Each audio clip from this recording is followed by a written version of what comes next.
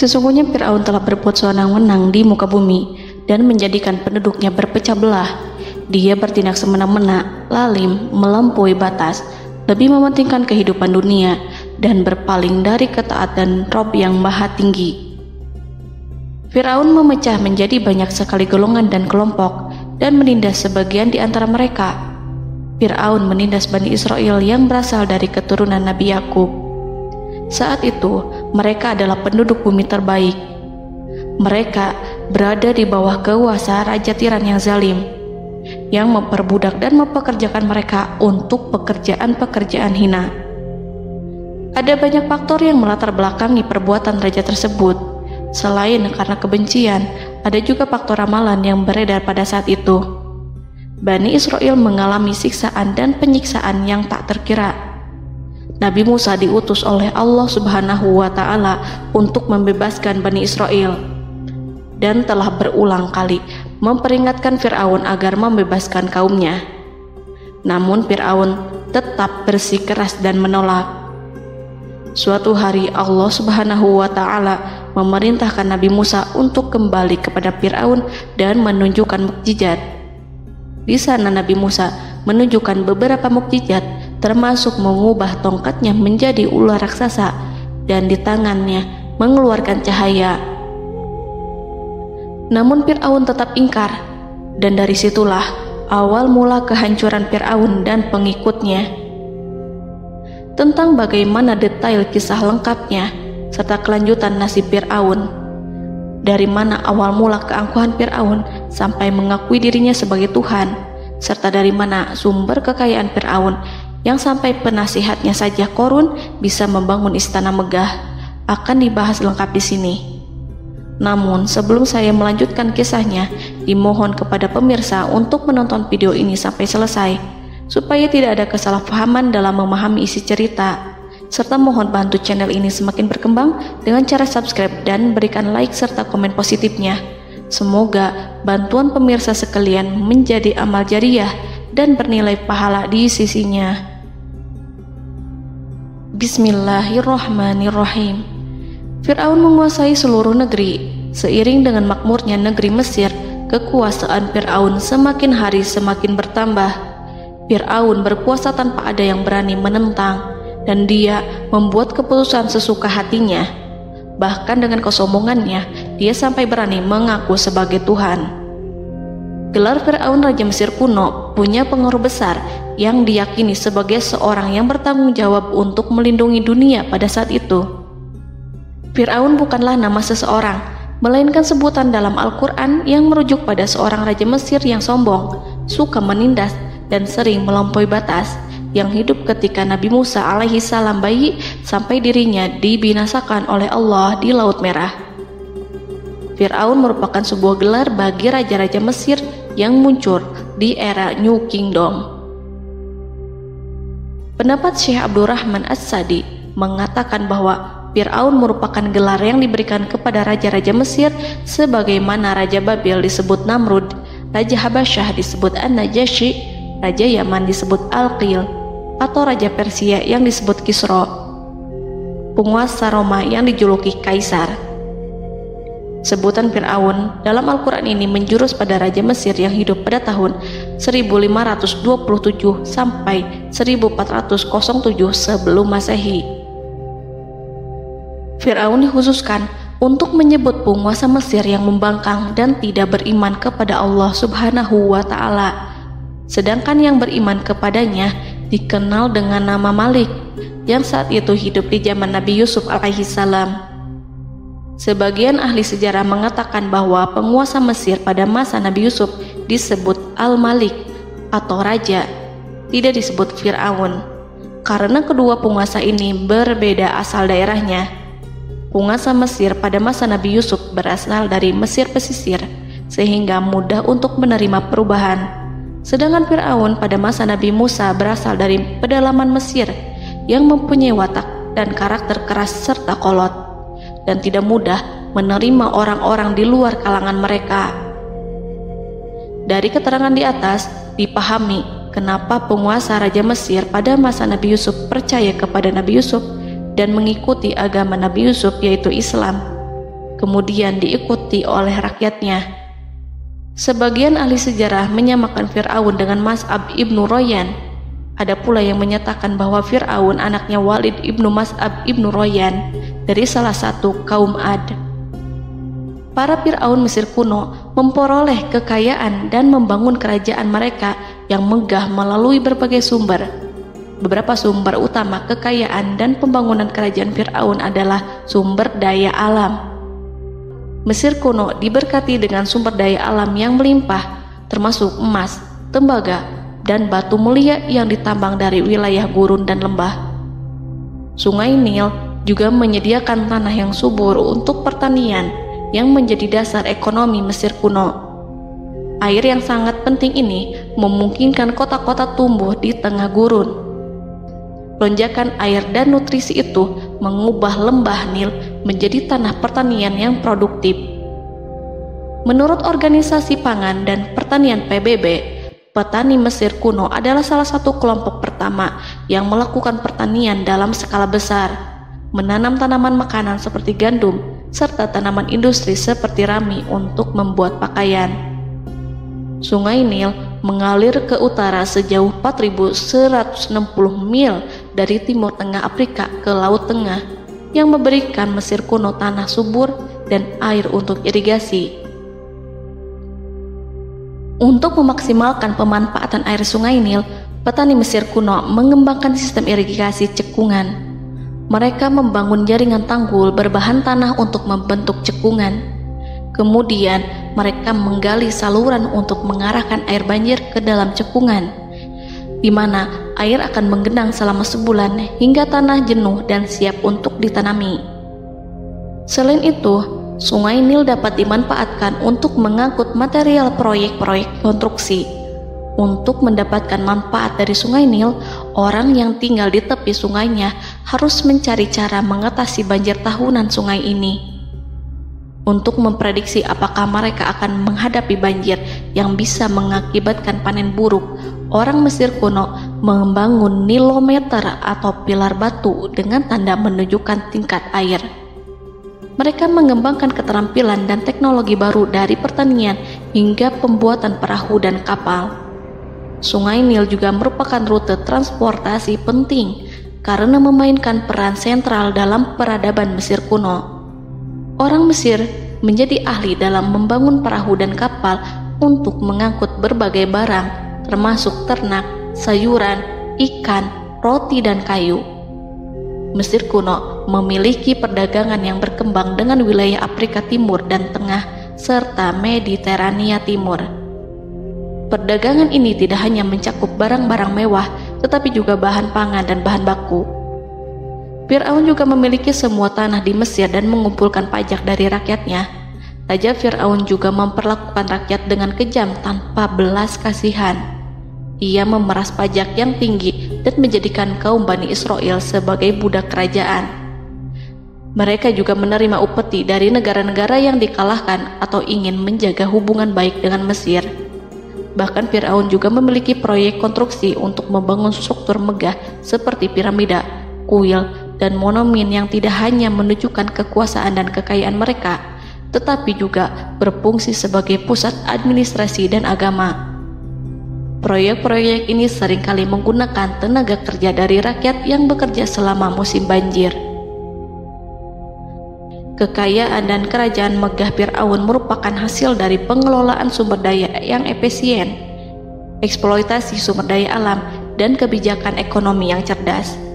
Ini semua mencerminkan kemajuan teknologi, organisasi sosial, dan kekuatan politik Mesir kuno. Kekayaan para Fir'aun Mesir kuno memang sangat luar biasa dan telah menjadi topik penelitian dan kekaguman selama berabad-abad. Fir'aun juga dikenal karena kehidupan mewah mereka.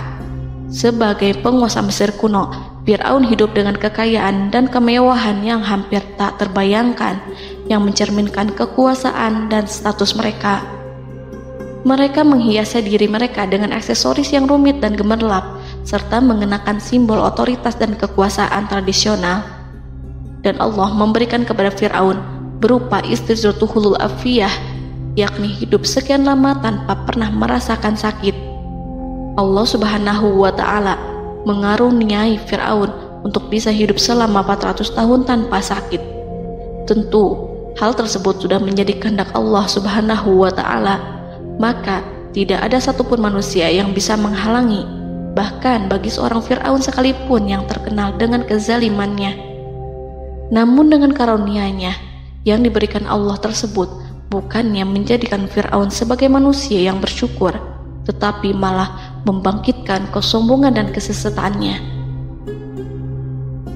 Dan puncak kesombongan Fir'aun juga dicatat Al-Quran sebagai penguasa tangan besi dan manusia yang pernah mengaku Tuhan. Aku adalah Tuhan kalian yang maha tinggi. Quran Surat An-Najiat ayat 24. Fir'aun hidup selama 446 tahun. Selama hidupnya, Fir'aun memiliki tubuh yang sehat dan bugar tanpa pernah mengalami sakit, meski hanya berupa pusing atau flu sekalipun. Fir'aun bahkan tidak pernah merasakan kelelahan. Fir'aun tidak pernah merasakan perihnya lapar, kerongkongannya tidak pernah tersentuh panasnya dahaga. Seandainya dalam semalam saja Fir'aun dilanda sakit berupa pusing atau demam, maka ia akan sibuk untuk mengurus dirinya sendiri dan tidak berpikiran untuk mengaku bahwa ia adalah Tuhan. Hal ini pun dijelaskan dalam kitab Ihya Ulumuddin Al-Qut Al-Qulub oleh Imam Al-Ghazali. Sesungguhnya yang menyebabkan Fir'aun sampai berani mengatakan, "Aku adalah Tuhan kalian yang maha tinggi," hal ini disebabkan karena ia mengalami masa sehat dalam hidupnya yang begitu lama. Kekejaman Raja Fir'aun diikuti dengan kesombongannya. Ia enggan bersyukur atas kemakmuran yang dianugerahkan Allah Subhanahu wa Ta'ala. Ia justru menjadikan negeri Mesir penuh dengan kemusyrikan.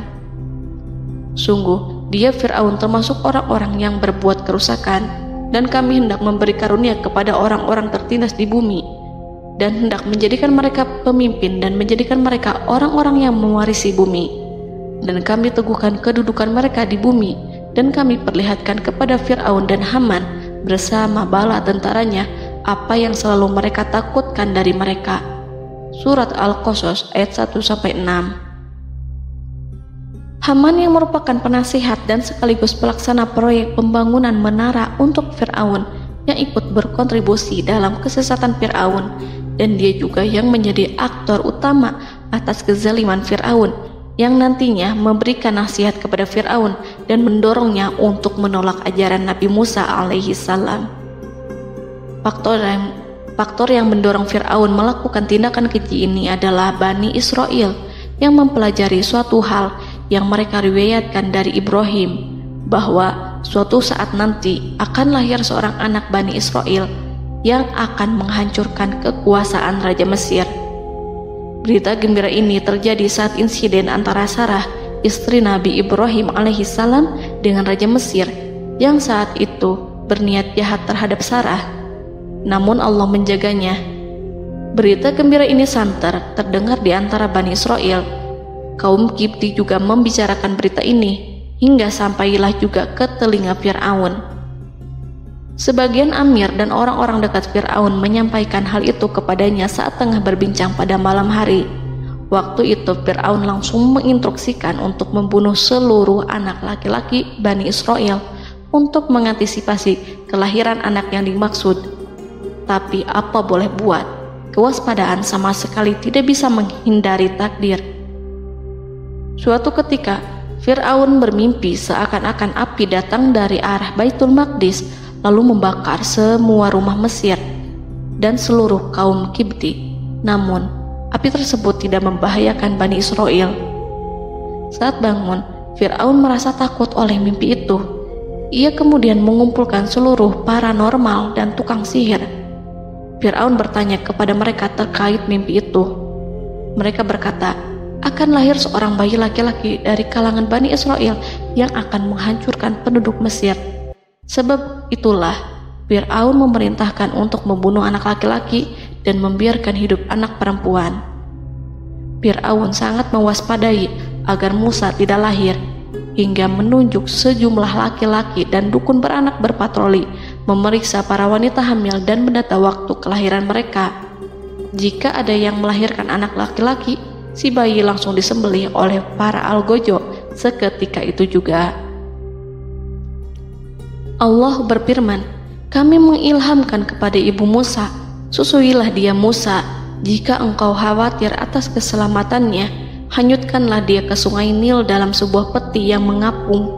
Janganlah engkau takut dan janganlah pula bersedih. Sesungguhnya kami pastikan mengembalikan kepadamu dan menjadikan sebagai salah seorang rasul. Surat Al-Qasas ayat 7.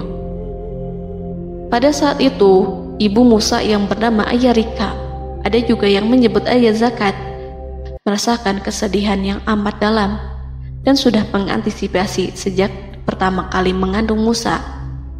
Kehamilan yang ini memang tidak terlihat. Harun lahir pada tahun ketika hukuman mati bagi lelaki tidak berlaku, sementara Musa lahir pada tahun di mana bayi laki-laki harus dibunuh. Saat melahirkan, ibunya mendapat ilham agar Musa kecil diletakkan di dalam peti yang diikat dengan tali. Rumahnya tepat di hulu sungai Nil.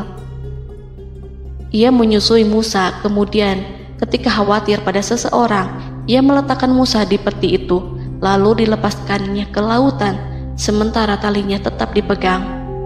Setelah semua orang pergi, ia tarik kembali peti itu. Namun suatu hari, ibu Musa melepaskan peti itu, tetapi dia lupa tidak mengikatnya dengan tali, sehingga peti berisi Musa kecil itu hanyut bersama aliran sungai Nil hingga melintas tepat di depan istana Fir'aun. Selir-selir Fir'aun itu memungut peti dalam kondisi tertutup rapat. Mereka tidak berani membukanya. Peti itu kemudian diletakkan di depan istri Fir'aun, Asiyah binti Muzahim. Ada pendapat yang mengatakan bahwa Asiyah berasal dari Bani Israel dari keturunan Musa. Saat membuka penutup peti dan menyingkap tirai penutupnya, Asiyah melihat wajah Musa kecil memancarkan sinar-sinar nubuah kemuliaan. Begitu melihatnya, Asiyah langsung jatuh hati dan sangat mencintainya. Saat Fir'aun tiba, ia berseru, "Apa ini?" Kemudian ia memerintahkan untuk menyembelihnya, tetapi sang istri meminta agar bayi tersebut diberikan kepadanya. Sang istri berkata, "Dia adalah penyejuk mata hati bagiku dan bagimu." Fir'aun menimpali, "Iya, bagimu, tapi bagiku tidak. Aku tidak memerlukan bayi itu." Petaka memang selaras dengan tutur kata. Kata-kata istri Fir'aun, mudah-mudahan dia bermanfaat kepada kita. Allah memberikan manfaat yang ia harapkan. Di dunia, Allah memberikan hidayah padanya melalui sosok Musa, dan di akhirat, Allah menempatkan dia di surganya karena Musa. Atau kita ambil dia menjadi anak. Keduanya pun mengadopsi Musa karena mereka berdua tidak punya anak. Perkataan Asiyah ini diabadikan dalam Al-Quran surat Al-Qasas ayat 9. Dan berkatalah istri Fir'aun, "Ia adalah penyejuk mata hati bagiku dan bagimu. Janganlah kamu membunuhnya. Mudah-mudahan ia bermanfaat kepada kita, atau kita ambil ia menjadi anak, sedangkan mereka tidak menyadari." Dalam ayat ini Allah Subhanahu wa Ta'ala berfirman yang artinya, sedangkan mereka tidak menyadarinya.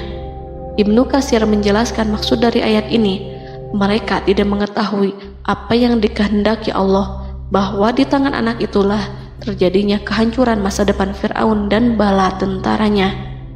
Mereka tidak mengetahui hukuman besar Allah yang dikehendaki terhadap Fir'aun dan pasukannya. Mereka tidak tahu bahwa Allah menakdirkan mereka untuk memungutnya.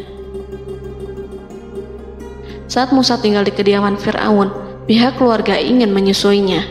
Namun Musa tidak mau menerima susu wanita manapun. Ia juga tidak mau makan, hingga mereka dibuat bingung karenanya.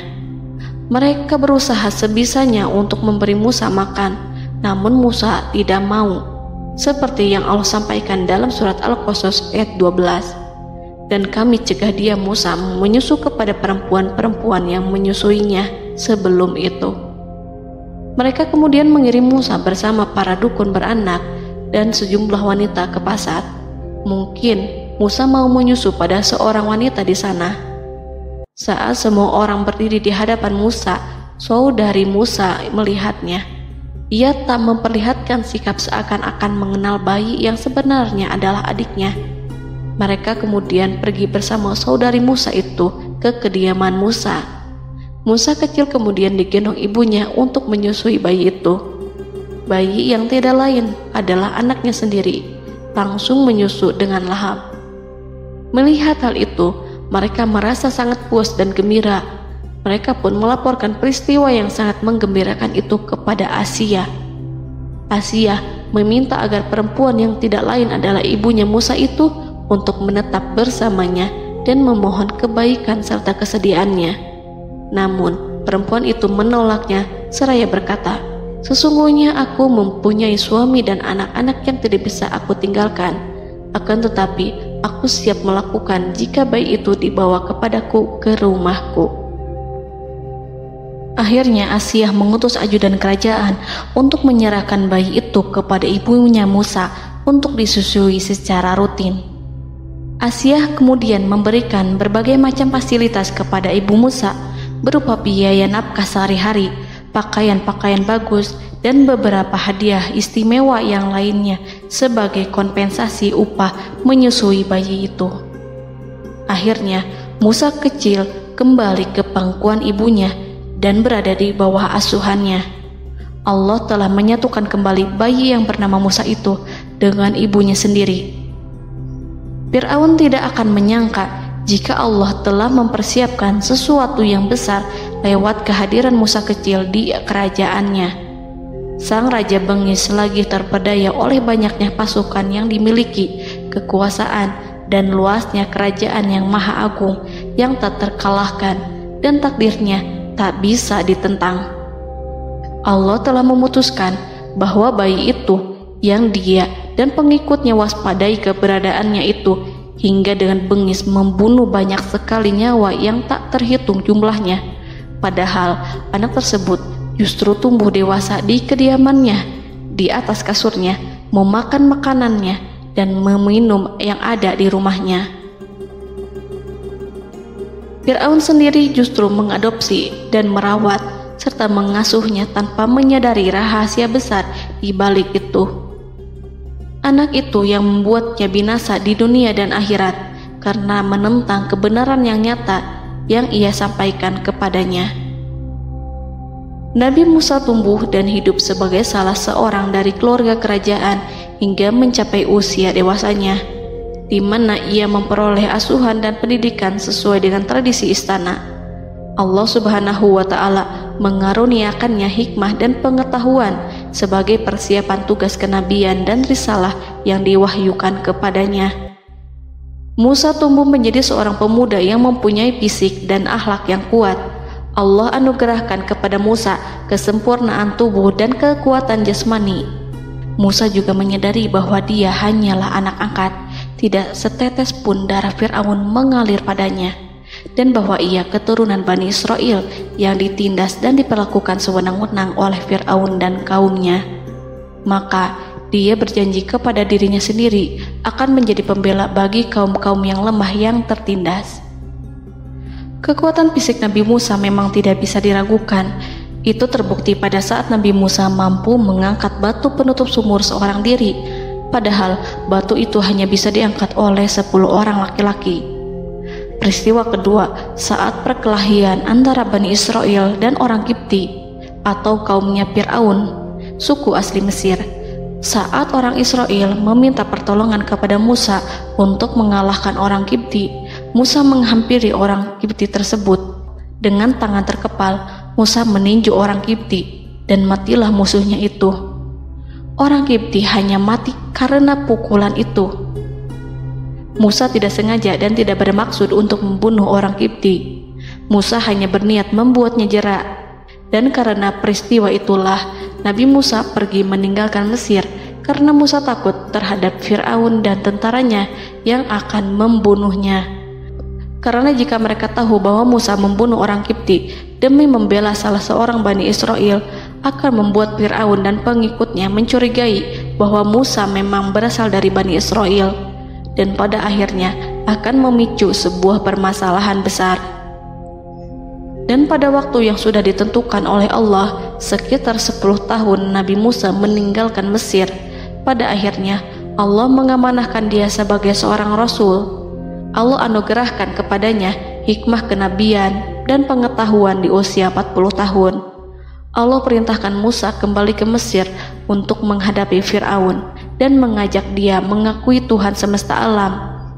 Tugas ini penuh dengan bahaya, mungkin bisa membuat Musa kehilangan nyawa, tetapi menuruti perintah Allah itu mutlak baginya. Ditemani oleh saudaranya Harun untuk membantunya membenarkan perkataannya. Lidah Musa cedal karena bara api yang pernah diletakkan di lidahnya saat Fir'aun hendak menguji akalnya setelah menarik jingat Fir'aun hingga berdarah.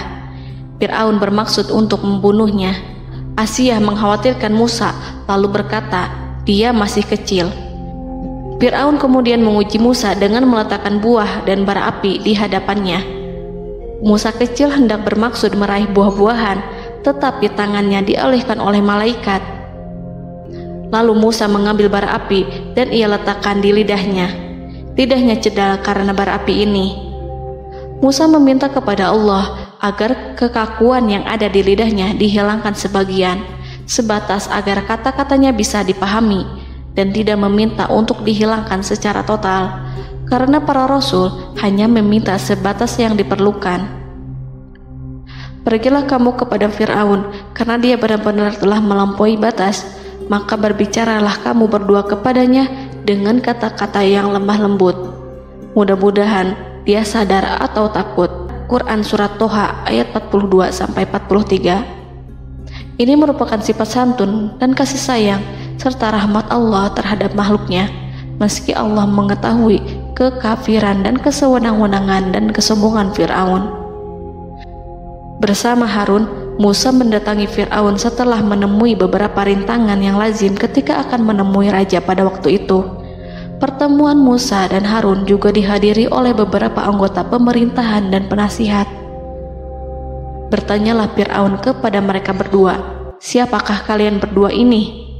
Musa menjawab, kami Musa dan Harun adalah pesuruh Allah agar kamu membebaskan Bani Israel dari perbudakan dan penindasanmu dan menyerahkan mereka kepada kami agar mereka menyembah kepada Allah dengan leluasa dan menghindari siksaanmu. Fir'aun segera mengenal Musa dan berkata kepadanya, bukankah engkau Musa yang sudah kami asuh sejak bayimu dan kami asuh dalam istana sampai usia remajamu dan mendapat pendidikan serta pengajaran yang menjadikan engkau pandai? Dan bukankah engkau yang melakukan pembunuhan terhadap diri daripada seorang dari golongan kami? Sudahkah engkau lupa terhadap itu semua dan tak ingat akan jasa kami kepadamu? Musa menjawab, bahwasannya engkau telah mengurus aku sejak kecil. Itu bukanlah jasa yang dapat kamu banggakan, karena jatuhnya aku pada tanganmu akibat dari kekejaman dan kezalimanmu tatkala engkau memerintah agar orang-orangmu menyembelih setiap bayi laki-laki yang lahir, sehingga ibuku membiarkanku mengapung di sungai Nil dan aku dipungut oleh istrimu, sehingga selamatlah aku dari pengejaranmu dan penyembelihanmu. Dan kebaikan yang engkau sebutkan itu sebanding dengan perlakuanmu terhadap sebuah suku bangsa besar, yaitu Bani Israel secara keseluruhan, karena engkau telah menindas dan menjadikan mereka budak-budak untuk melayanimu. Dan mengenai pembunuhan itu merupakan kehilafanku, lalu aku lari darimu karena aku takut kepadamu. Namun peristiwa itu merupakan rahmat dan hikmah yang terselubung bagiku, sebab dalam perantauanku setelah aku melarikan diri dari negerimu ini, Allah Subhanahu wa Ta'ala mengaruniakanku dengan hikmah ilmu dan mengutus aku sebagai rasul. Maka dalam rangka tugasku sebagai rasul, datanglah aku kepadamu atas perintah Allah untuk mengajak engkau dan kaummu untuk menyembah Allah dan meninggalkan kezaliman serta penindasanmu terhadap Bani Israel yang kau pekerjakan dan perbudak mereka untuk melakukan pekerjaan dan melayanimu. Fir'aun bertanya, siapakah Tuhan yang engkau sebut-sebut itu, hai Musa? Adakah Tuhan di atas bumi ini selain aku yang patut disembah dan dipuja? Musa menjawab, ya, yaitu Tuhanmu dan Tuhan nenek moyangmu, serta Tuhan alam semesta. Fir'aun bertanya, siapakah Tuhan alam semesta itu? Musa menjawab, ialah Tuhan langit dan bumi, dan segala yang ada di langit dan di bumi. Berkatalah Fir'aun kepada para penasehatnya dan para pembesarnya, sesungguhnya Rasul yang diutus kepada kamu ini adalah seorang yang gila. Kemudian ia balik bertanya kepada Harun dan Musa, siapakah Tuhan kamu berdua? Akulah Tuhanmu yang paling tinggi. Surat An-Najiat ayat 23-24. Dan Fir'aun berkata, wahai para pembesar kaumku, aku tidak mengetahui ada Tuhan bagimu selain aku. Quran Surat Al-Qasas ayat 38. Fir'aun menentang, padahal ia tahu bahwa ia adalah hamba yang diatur, dan Allah lah yang menciptakan dan memberi bentuk rupa. Dan mereka mengingkarinya karena kezaliman dan kesombongannya, padahal hati mereka meyakini kebenarannya. Maka perhatikanlah bagaimana kesudahan orang-orang yang berbuat kerusakan. Quran Surat An-Naml ayat 14. Fir'aun beralih memakai kekuasaan dan wibawa yang ia miliki. Fir'aun berkata, jika engkau menyembah Tuhan selain aku akan memasukkanmu ke dalam penjara. Musa berkata, apakah engkau akan melakukan itu sekalipun aku tunjukkan kepadamu suatu bukti yang nyata? Fir'aun menjawab, tunjukkanlah sesuatu yang nyata itu. Maka Musa melemparkan tongkatnya. Tiba-tiba tongkat itu menjadi ular besar, dan Musa mengeluarkan tangan dari dalam bajunya. Tiba-tiba tangan itu menjadi putih bercahaya. Saking ketakutannya hingga membuat Fir'aun terkena diare. Dalam sehari lebih dari 40 kali buang air. Namun Fir'aun sebagai raja yang mengaku Tuhan tentu tidak akan begitu saja menyerah kepada Musa, walaupun telah diperlihatkan 2 mukjizat. Bahkan Fir'aun berkata kepada kaumnya yang dikhawatirkan terpengaruh oleh mukjizat Musa, bahwa apa yang dilakukan Musa merupakan sihir, dan Musa Harun adalah ahli sihir yang datang dengan maksud menguasai Mesir. Salah satu penasehatnya, yaitu Haman, mengusulkan agar mengumpulkan semua ahli sihir dari berbagai penjuru kerajaan untuk bertanding mematahkan sihir Musa, yang tanpa pikir panjang Fir'aun setujui. Fir'aun pun berkata kepada Musa, apa yang kau bawa ini adalah sihir. Kami akan melawanmu dengan sihir yang sama. Fir'aun pun kemudian meminta Musa untuk bertemu pada waktu dan tempat yang disepakati, dan langsung disetujui Nabi Musa tanpa ragu sedikit pun. Inilah salah satu tujuan terbesar Musa untuk memperlihatkan ayat-ayat hujah dan bukti-bukti nyata Allah di hadapan halayak ramai. Dengan berbekal pertolongan Allah, Musa yakin akan menang melawan para ahli sihir itu. Maka pada waktu yang sudah ditetapkan, yakni pada permulaan hari, saat cahaya matahari mulai terik menyengat, sehingga kebenaran akan terlihat terlebih jelas dan nyata, orang-orang berbondong-bondong menuju tempat yang sudah ditentukan untuk melihat pertandingan sihir yang sudah dihadiri ribuan tukang sihir. Menurut Muhammad bin Ka'ab, mereka berjumlah 80.000 ahli sihir. Mereka sudah dijanjikan hadiah dan uang yang besar jika berhasil mengalahkan Musa. Para penyihir istana berkata, wahai Musa, apakah engkau yang mau lebih dahulu ataukah kami? Musa menjawab, silahkan kalian lebih dahulu. Maka ketika tali-tali dan tongkat-tongkat ahli sihir dilemparkan, tiba-tiba berubah menjadi seakan-akan ia merayap cepat karena sihir mereka. Ada rasa takut yang menyelimuti hati Musa, takut jika orang-orang terkena fitnah sihir dan tipu daya mereka. Namun Allah langsung menguatkan Musa dan berkata, yang diabadikan dalam Quran Surat Toha ayat 65-69. Janganlah engkau takut, sungguh engkaulah yang unggul, dan lemparkanlah apa yang ada di tangan kananmu, niscaya ia akan membuat. Apa yang mereka buat itu hanyalah tipu daya tukang sihir belaka, dan tidak akan menang tukang sihir itu dari manapun ia datang. Saat Musa melemparkan tongkat, tongkat itu berubah menjadi ular besar yang memiliki kaki, berleher besar, dan bentuk yang menakutkan, hingga semua orang lari dan menjauh. Ular itu kemudian menelan tali-tali para tukang sihir dengan satu persatu dengan gerakan super cepat. Semua orang melihatnya dengan penuh keheranan, sementara para tukang sihir mereka tercengang dan bingung kala melihatnya. Mereka melihat sesuatu yang sama sekali tidak pernah terlintas di benaknya dan juga berada di luar bidang yang mereka kuasai. Saat itulah mereka tahu pasti bahwa yang mereka lihat itu bukanlah sihir, sulap, khayalan ilusi ataupun kebohongan semata, tetapi sebuah kebenaran yang hanya bisa dilakukan oleh Yang Maha Benar, yang mengutus mukjizat tersebut dengan benar. Allah menyingkap tabir kelalaian dari hati mereka, menyinarinya dengan petunjuk yang Ia ciptakan dan menyingkirkan gumpalan keras di hatinya. Mereka segera bertaubat dan tunduk sujud kepadanya. Dengan lantang mereka mengatakan kepada semua yang hadir tanpa memperdulikan hukuman ataupun siksaan apapun, "Kami beriman kepada Rob seluruh alam, yaitu Tuhannya Musa dan Harun." Fir'aun yang congkak dan sombong tentu sangat marah dengan apa yang disaksikannya itu. Ketika melihat ahli-ahli sihirnya begitu cepat menyerah dan mengakui kekalahan kepada Musa, bahkan menyatakan beriman kepada Tuhan Musa dan Harun. Tindakan itu dianggapnya sebagai pelanggaran terhadap kekuasaannya dan penentangan terhadap ketuhanannya dan merupakan tamparan bagi kewibawaannya. Fir'aun berkata kepada mereka, "Apakah kalian telah beriman kepada Musa sebelum aku memberi izin?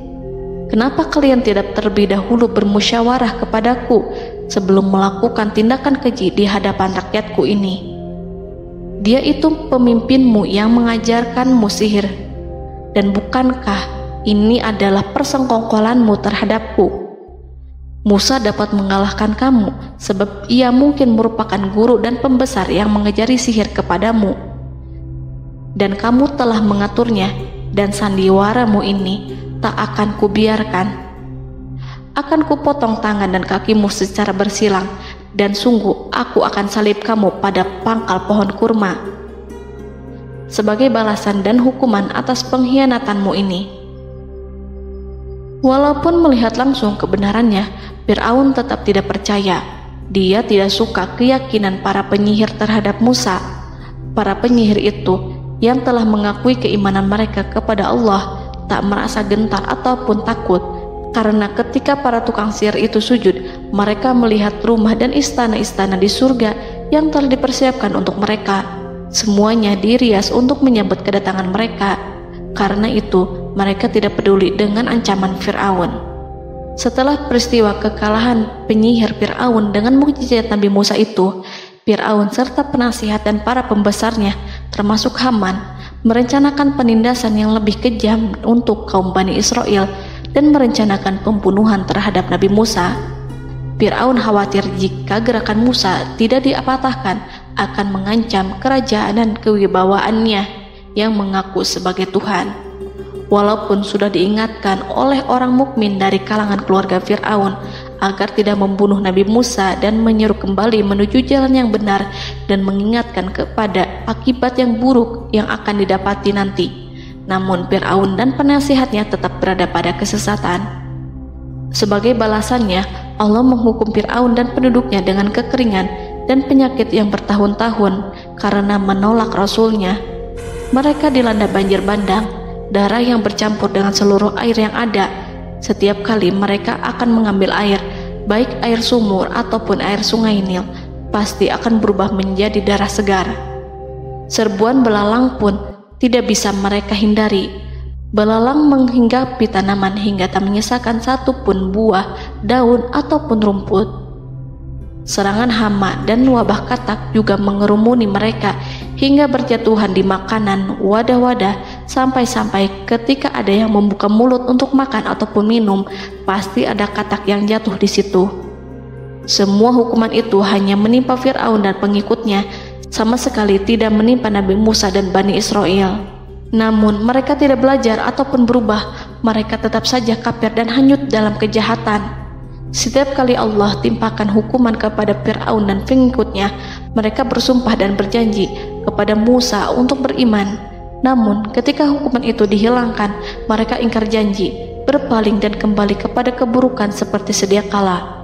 Dari semua penderitaan ini, Allah perintahkan Musa membawa pengikutnya keluar dari Mesir, memulai perjalanan berbahaya antara hidup dan mati.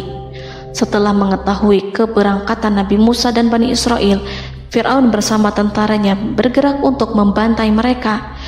Dengan pasukan besar yang berjumlah lebih dari 1.600.000 personil, ditambah 100.000 ekor kuda berwarna hitam legam, Fir'aun berhasil mengejar rombongan Nabi Musa yang saat itu berjumlah 600.000 prajurit di pantai Laut Merah saat matahari terbit. Pasukan Fir'aun mengepung mereka dari semua arah. Di belakang mereka ada tentara Fir'aun yang kejam, sementara di hadapan mereka Laut Merah yang membentang luas.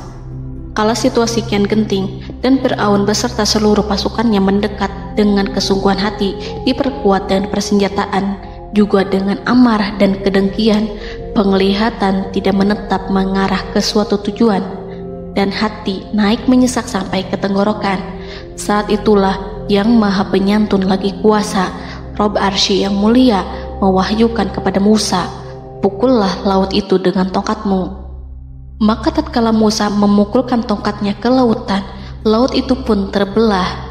Air lautan berdiri tegak laksana gunung yang terbelah oleh kuasa yang maha agung, yang bersumber dari zat yang mengatakan kepada sesuatu, "Jadilah," maka jadilah sesuatu itu.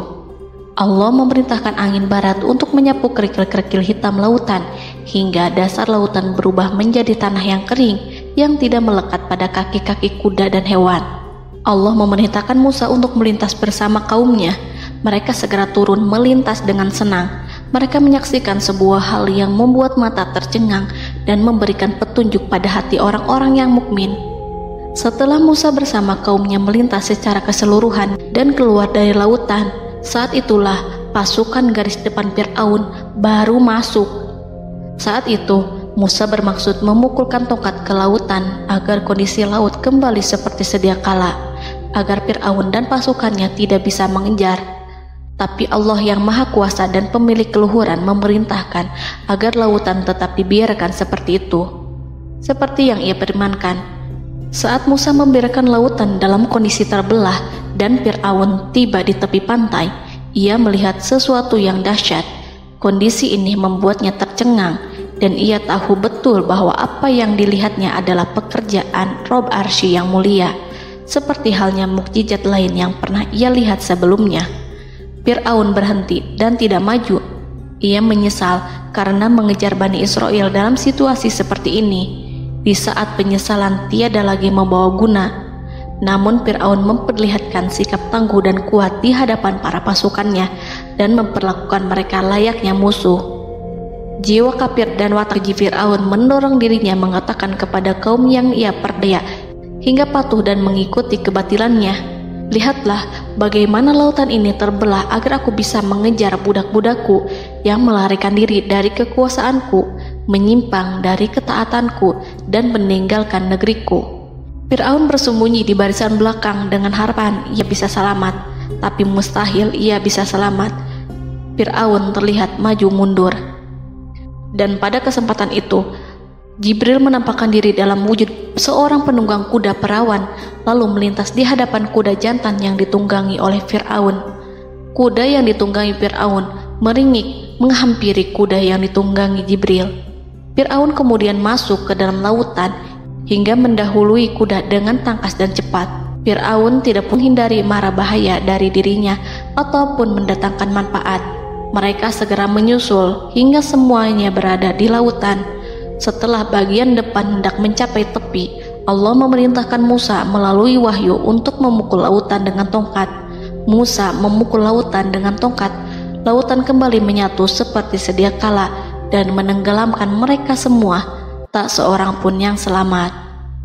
Allah menggambarkan tentang bagaimana Fir'aun didengkot orang-orang kafir Kipti tenggelam.